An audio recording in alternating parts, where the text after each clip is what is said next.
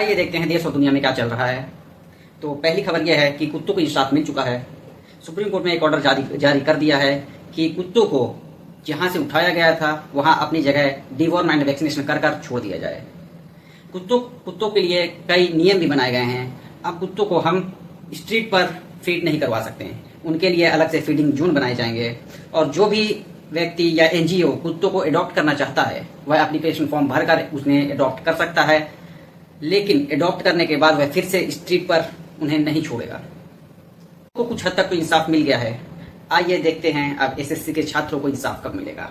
SSC के छात्र लगातार प्रोटेस्ट कर रहे हैं, अपने फेयर एग्जाम करने की बात कर रहे हैं, एडिक्वेटी को हटाने की बात कर रहे हैं।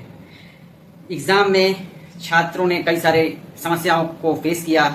कहीं पे सर्वर डाउन है, कहीं पे माउस नहीं चलता, तो किन्हीं सेंटर में एग्जाम कैंसिल कर दिया जाता है। और एग्जाम में क्वेश्चंस आते हैं तो भी उनके ऑप्शन सी करेक्ट नहीं होते हैं। इसके बाद बात कर लेते हैं दोस्तों अनुराग ठाकुर जी की। अनुराग ठाकुर जी ने अभी भी एक ट्वीट किया है और वह अभी एक शो कॉल्ड एक स्कूल में गए थे। स्कूल में वह स्टूडेंट से पूछते हैं कि सबसे पहले स्पेस पर कौन गया, तो स्टूडेंट्स जवाब देते हैं। उसके बाद अनुराग ठाकुर जी कहते हैं सबसे पहले स्पेस पर हनुमान जी गए हैं। और मैं प्रिंसिपल से आग्रह करता हूं कि हमारी संस्कृति को आगे बढ़ाएं। तो अनुराग ठाकुर जी, कॉमन सेंस, ये सारे जो क्वेश्चंस होते हैं वो भगवान के लिए नहीं इंसान के लिए होते हैं। क्वेश्चन यह था या यह होना चाहिए कि इंसानों में सबसे पहले स्पेस पर कौन गया। तो आप लोग अंदाजा लगा सकते हैं कि हमारा भारत कैसे आगे बढ़ेगा। अमित शाह जी से एक इंटरव्यू में जगदीप धनखड़ जी की बात की गई। उन्होंने कहा क्या वाइस प्रेसिडेंट के ऊपर कोई दबाव था, उन्होंने क्यों रिजाइन किया।